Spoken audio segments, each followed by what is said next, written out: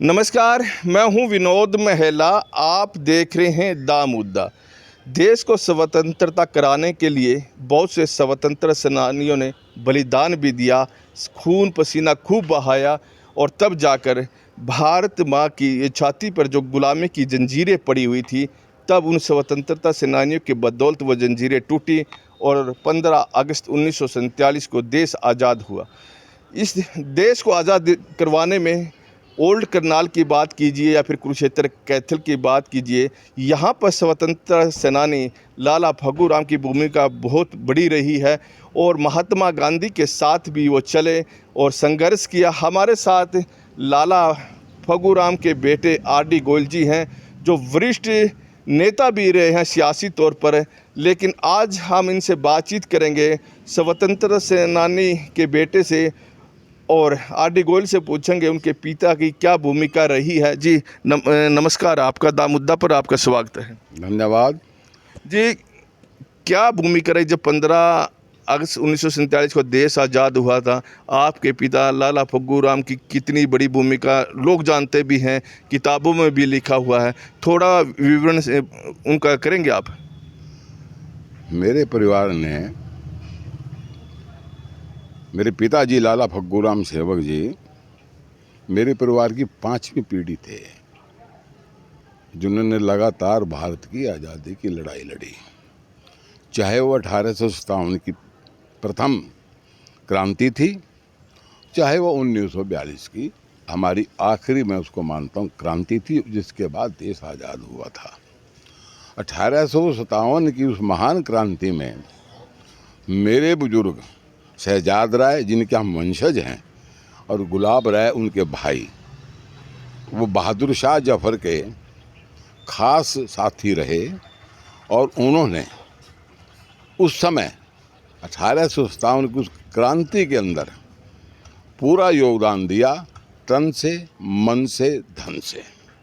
और जब पानीपत में अंग्रेजी सेनाओं ने नरसंहार किया, बहुत बुरी तरह से पानीपत को लूटा और वहाँ के लोगों को ज़मीन पर लिटाकर उनके ऊपर पत्थर के रोलर फेरे गए। और वो, अगर आप ध्यान से बात करें तो जीटी रोड पर आज भी एक पत्थर पड़ा है वो। और वो जब वो वहाँ से झज्जर की तरफ बढ़े तो रास्ते में नगर के नाम से एक कस्बा था उस समय, अब वो गांव बन चुका है। वहाँ के वो जागीरदार थे, हमारी सारी जागीर हमारी थी वहाँ की। तो मेरे बुजुर्गों ने, शहजाद राय जी ने और गुलाब राय जी ने, अपनी फौज के साथ, हमारे पास 2000 की अपनी व्यक्तिगत फौज थी। उसके अलावा आसपास के गांव के साथियों को, बुजुर्गों को सलाह करके एक अच्छे ढंग से भी अंग्रेज़ों से निपटने का फैसला किया। और जब अंग्रेज वहाँ पहुँचे तो बहुत बुरी तरह से जो उन्होंने एक बार तो हरा भी दिया था, लेकिन बाद में उनकी फौज दूसरी और एक बटालियन आ गई और वो लड़ाई में हार गए। उन दोनों को और वहाँ के लोगों को बुरी तरह से जो है कुचला गया, मारा गया और फांसियों पर चढ़ाया गया। जितनी भी हमारी उस समय की हजारों बीघे ज़मीन की जो जागीर थी, उसको जब्त कर लिया गया। परंतु समझदार लोगों ने लाला शहजाद राय जी के एक 13 साल के मासूम बच्चे को छुपा लिया और उसको किसी भी तरीके से कैथल महाराजा अजीत सिंह के पास छोड़ दिया और सौंप दिया और बता दिया कि ये उनका लड़का है। महाराजा अजीत सिंह ने हमारे उस बुजुर्ग की रक्षा की। उसके बाद हमारा परिवार बढ़ता चला गया। उसके बाद विशंबर राय जी हुए, उनका नाम विशंबर राय था, जो उस 13 साल के उस समय जो बच्चे थे। उस समय वो जब बड़े हुए, बड़े होने के पश्चात शादी वगैरह हुई, बाल बच्चे भी हुए, वो उन्होंने फैसला किया कि वो महर्षि दयानंद सरस्वती और स्वामी श्रद्धानंद जी के साथ उन्होंने काम करना शुरू किया, आर्य समाज में एंट्री करके, आर्य समाज में शामिल होकर के। और उन्होंने अलख जगाई, गांव-गांव में जाकर के स्वराज्य की अलख जगाई और आर्य समाज का प्रचार भी किया। उसके बाद लाला उनके बड़े लड़के सेठ गुन्नूमल मैदान में कूद पड़े। सन 1905 में जब बंग भंग आंदोलन हुआ इस देश में, बंगाल का लॉर्ड कर्जन ने फैसला किया कि बंगाल का विभाजन करें, तो उस समय एक आंदोलन हुआ, उसमें कांग्रेस भी शामिल थी उस आंदोलन में, और हमारे वो बुजुर्ग मेरे परदादा जी भी शामिल होकर के लोगों को इकट्ठा करके उस विभाजन को रोकने के लिए आंदोलन में पूर्ण रूप से हिस्सा लिया और अपना योगदान दिया। सन 1914 में अम्बाड़ा जिले के पंडित काशीराम जोशी जी अमेरिका चले गए थे। महरौली कला गांव के रहने वाले थे वो, और वहाँ पर उन्हें लाला हरदयाल जी के साथ उनकी मुलाकात हुई। लाला हरदयाल जी के साथ मुलाकात के साथ साथ उन्होंने साधु सिंह बकाना जी से भी मिले, जिन्होंने उस समय अमेरिका में गदर पार्टी बनाई हुई थी, भारत की आज़ादी की लड़ाइयों विदेश में बैठ कर के लड़ रहे थे। बाबा सोहन सिंह, साधु सिंह नहीं, सॉरी, बाबा सोहन सिंह बकाना जी। तो लाला हरदयाल जी ने पंडित काशीराम जोशी को कहा कि आप देश में वापस जाइए और इस पार्टी को बना करके इसको मजबूत कीजिए और वहाँ पर अपने ढंग से क्रांति कीजिए।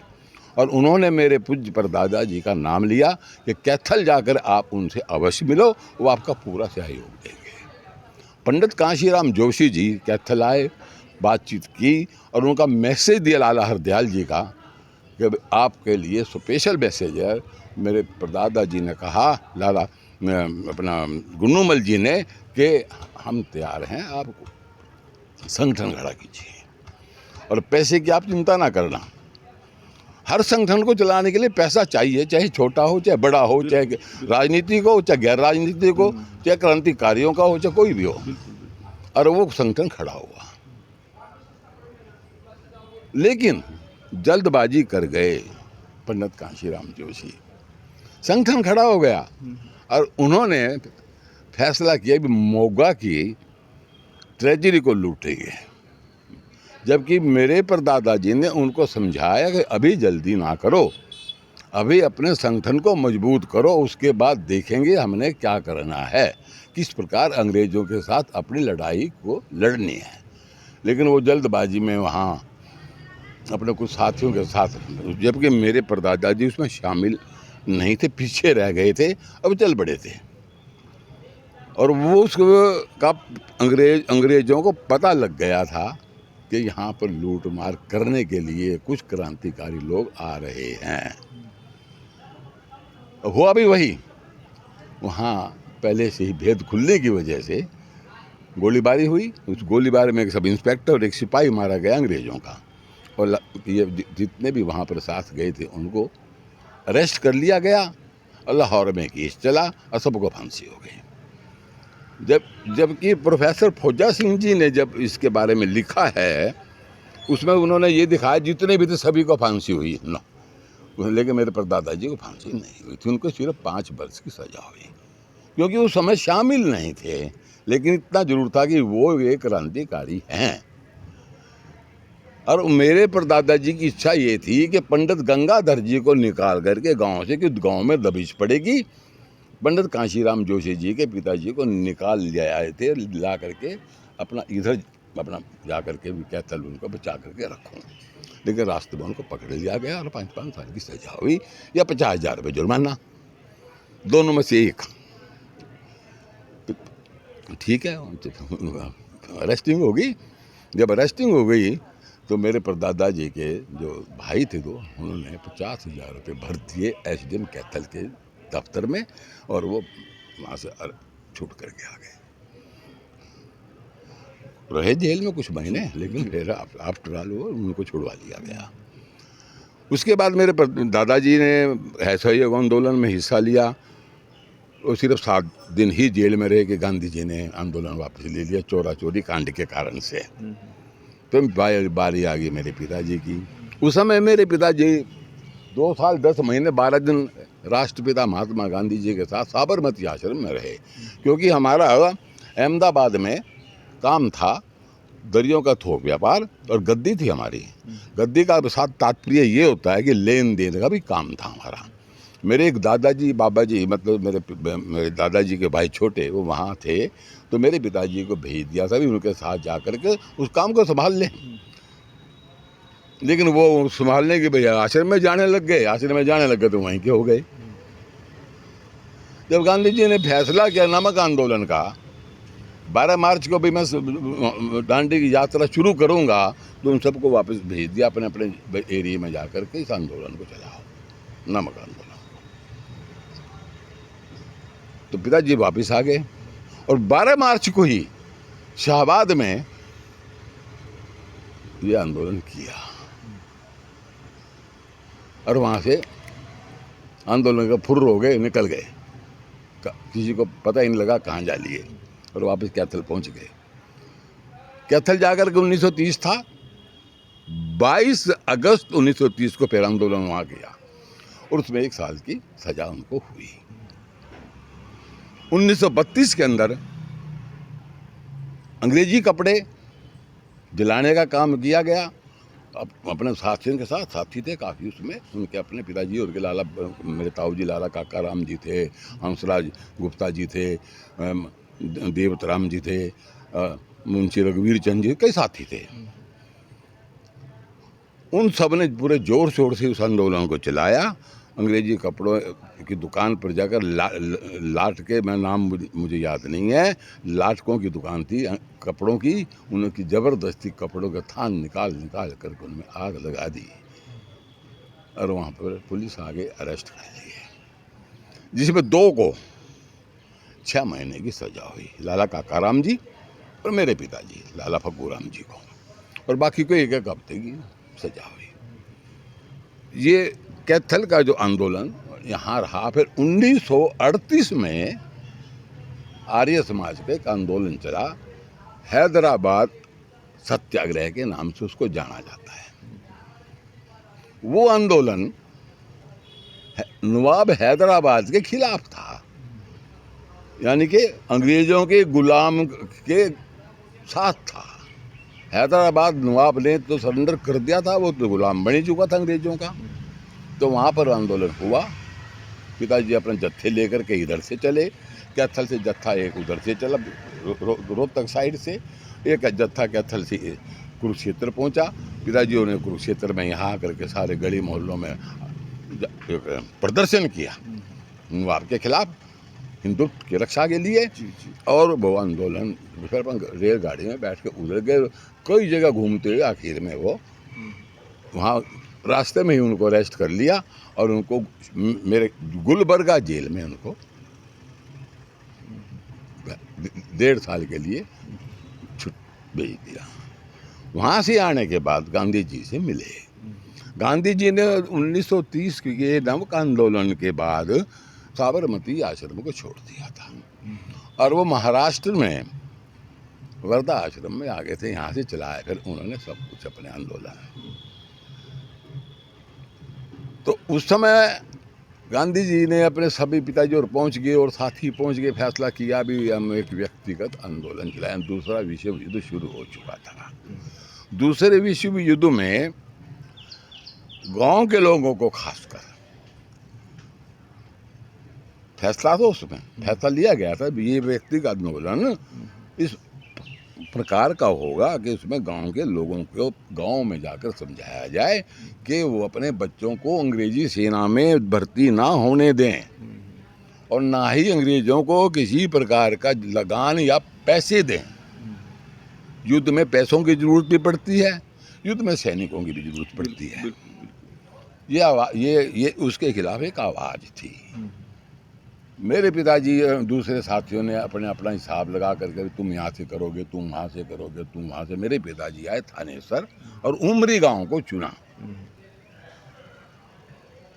5 अप्रैल 1941 को उमरी गांव में ये आंदोलन उन्होंने रख दिया। पहले थानेसर शहर में पूरे जोर शोर से एक यात्रा निकाल करके अग्रवाल धर्मशाला में जलसा किया अंग्रेजों के खिलाफ। बहुत बुरी तरह से लोग, जो लोग यहाँ के मैंने सुना जो यहाँ के बुजुर्ग थे उस समय, अब तो दुनिया में नहीं है कोई उनमें से लगभग, और उन्होंने बताया किस प्रकार मेरे बाप पिताजी ने यहाँ आंदोलन को चलाया था। उसके बाद पैदल जो है ना उमरी गए, उमरी के अंदर पूरा इंतजाम था, और वहाँ जा कर के उन्होंने उस आंदोलन की रूपरेखा को फाइनल रूप से शुरू कर दिया। अंग्रेज फौज घबरा गई थी, अंग्रेज पुलिस घबरा गई थी, उनको तुरंत अरेस्ट किया। अरेस्ट करने के बाद करनाल जेल भेज दिया।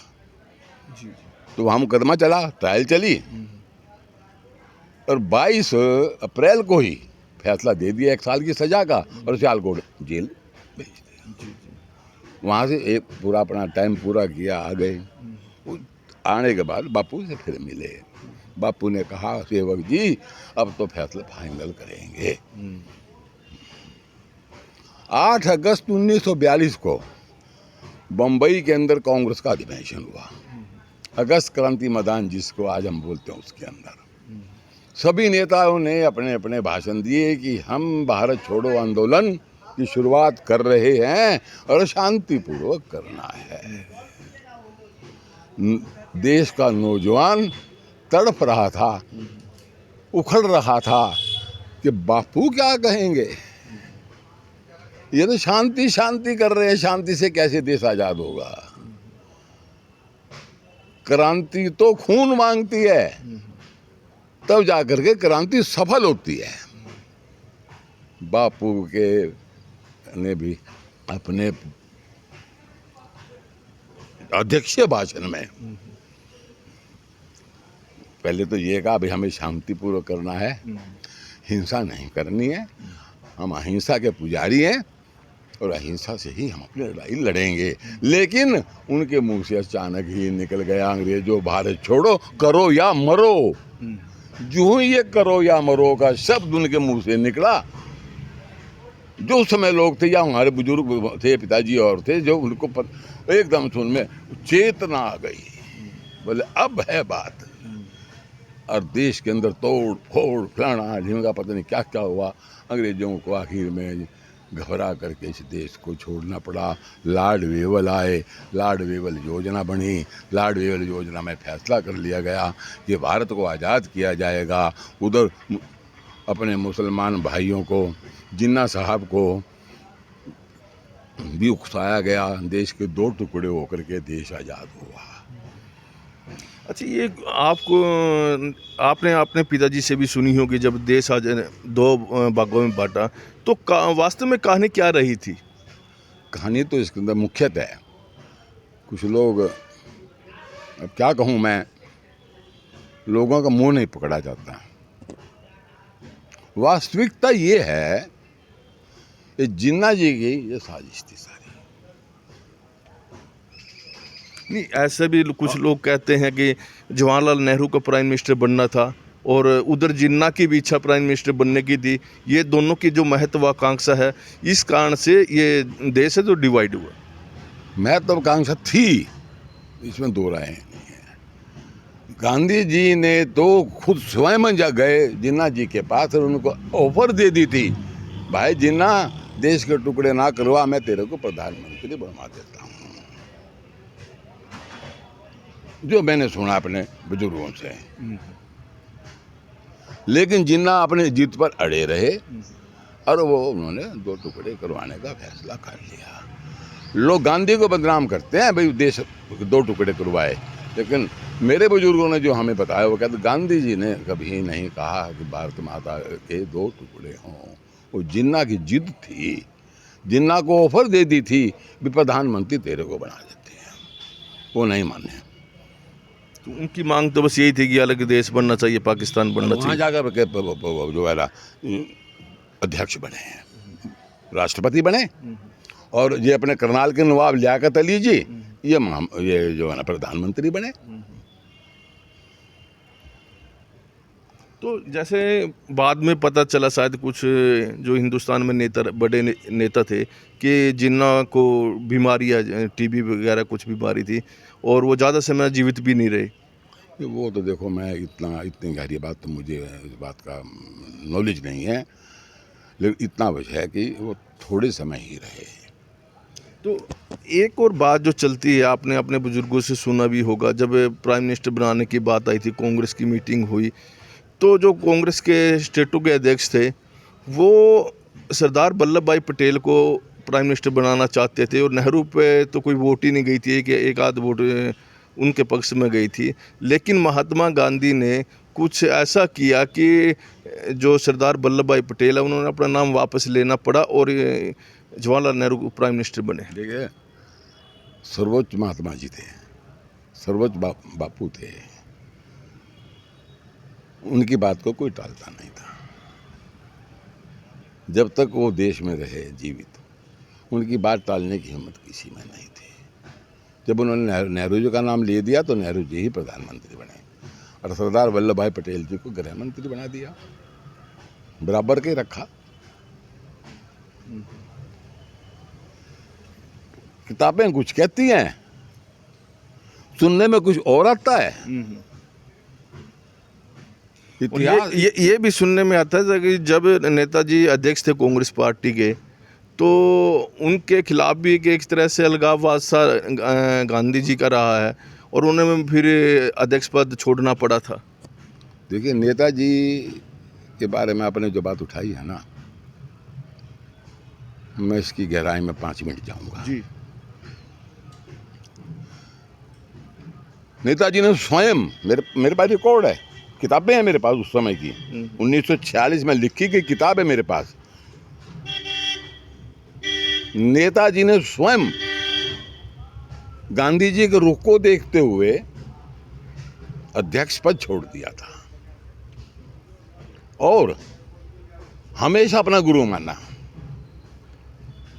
1943-44 के अंदर सिंगापुर के मैदान में जब आज़ाद हिंद फौज वो बना चुके थे और आज़ाद हिंद फौज की सलामी लेने के लिए 2 अक्टूबर 1943 या 44 में गांधी जयंती मनाई उन्होंने। वहाँ उन्होंने स्पष्ट रूप से कहा कि गांधी जी मेरे गुरु हैं, मेरे पितृतुल्य हैं, मैं गांधी जी का हमेशा से ही आदर करता हूँ और मैं उनके चरणों में यहाँ से प्रणाम करता हूँ, सिंगापुर से जहाँ पर भी वो बैठे हों। मैं अपने गुरु को प्रणाम करता हूँ आज के दिन, उनके जन्मदिन के उपलक्ष्य में। और उन्होंने अपना गुरु कहा और वो उन्होंने यहाँ तक कहा कि वो अहिंसा के मसीहा हैं, मेरे गुरु हैं। लेकिन जो रोड 1942 में उनके हाथ पे एक जो माउजर था,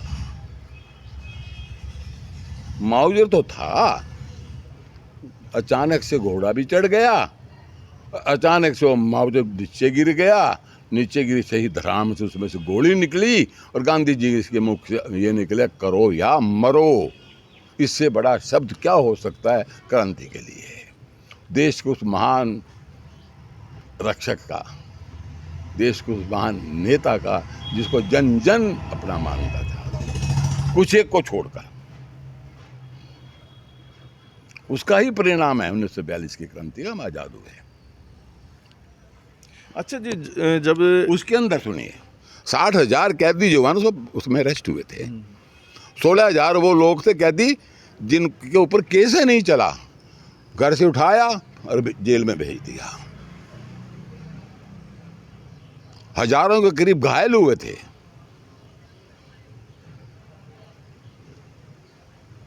16,000 लोगों को तो जैसे मेला साहब आपके गांव में गए, पता लग गया भी ये था, वो उठाया और जेल में जा भी, कोई केस उसके ऊपर तो मतलब कोर्ट में केस ही नहीं चलाया। देश आज़ाद 1947 में हो गया, तो लाला फग्गू जी सेवक, तो आज़ादी के बाद कितने दिन तक इसे खुली सांस में हवा ली? मेरे पिताजी सन 74 तक जीवित रहे। 26 जनवरी 74 को उनकी डेथ हुई थी। और शुरू का हमारा जीवन बड़ा कठिन था। कठिन इसलिए था, अभी जिस आदमी ने 20 साल काम ही नहीं किया, घर से बाहर जैसा ही रहा या जेल में रहा या लोगों से मिलते जुलते रहे, जो भी काम करें उसमें नुकसान, जो भी काम करें उसमें नुकसान। फिर आस्ता आस्ता से कुछ समझ में आया, कुछ साथियों ने कहा नहीं ये नहीं, ये काम कर। जिसको छोटा काम न था, मुझे बहुत बड़ा काम है ये कर रहा हूँ। इतने में ही सन 53 में भीमसेन सत्तर जी पंजाब के मुख्यमंत्री थे।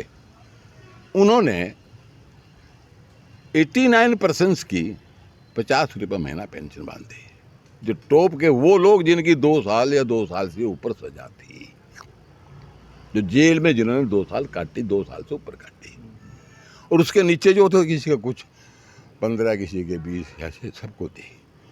वो 50 रुपये उस समय आज के 50 लाख के बराबर लगते हैं, 50,000 के बराबर लगते हैं। आज़ादी के लिए जितना संघर्ष किया, आपकी तो 3-4 पीढ़ियों ने संघर्ष किया, जेल में भी गए। जब देश आज़ाद हो गया तो जो सपने उस समय देखे थे कि हमारा देश आज़ाद होगा, हमारे देश में ये होगा, तो आपके जो पिताजी, आप लोगों की तो बातचीत होती रहती होंगी, क्या उन्होंने कहा कभी हाँ सपने साकार हो रहे हैं या कभी कुछ कमी रह गई है? वो तो यही कहा करते थे, हमने देश को आज़ाद करा दिया, हमारा काम ख़त्म हो गया, हमारा काम यहीं तक था कि हम देश को आज़ाद करवाएं। यही भगवान की इच्छा थी, यही मेरे राम जी की इच्छा थी। उन्होंने हमारी ड्यूटी लगाई थी, हमें संसार में इसी काम के लिए भेजा था। वो काम हमने पूरा किया। उसके बाद देश तरक्की पर है, कोई इसमें कोई शक की बात नहीं है। जहाँ सुई नहीं बनती थी वहाँ हवाई जहाज बनने लग गए, जहाँ पानी की बूंद के लिए लोग तरसते थे, भाखड़ा डैम जैसे डैम बने, सड़कों का जाल बिछा, स्कूल बने, कॉलेज बने। जितना भी उस समय के हिसाब से था डेवलपमेंट इस देश के अंदर हुई, चाहे पंडित नेहरू जी के समय में हुई, उसके बाद भी हुई, और वो निरंतर वो चल रही है। इसके अंदर जो भी प्रधानमंत्री बनेगा वो मैं तो प्रधानमंत्री का जो भी हो उसको राष्ट्र का भाग्य विधाता मानता हूँ। राष्ट्र का भाग्य विधाता प्रधानमंत्री होता है, इसमें कोई शक की बात नहीं है। हर एक प्रधानमंत्री ने अपने समय में जो भी उनसे हो सका इस देश की तरक्की के लिए, देश की उन्नति के लिए काम किया। ये थे हमारे साथ आर.डी. गोयल जी। आपको बताया गया है कि आर.डी. गोयल जी के जो परिवार के लोग 3-4 पीढ़ियों ने देश की आज़ादी के लिए खूब संघर्ष किया, चाहे 1857 की क्रांति की बात हो, चाहे 1947 तक, और उसके बाद भी लगातार आर.डी. गोयल का परिवार भी देश के लिए, उन्नति के लिए काम करता जा रहा है।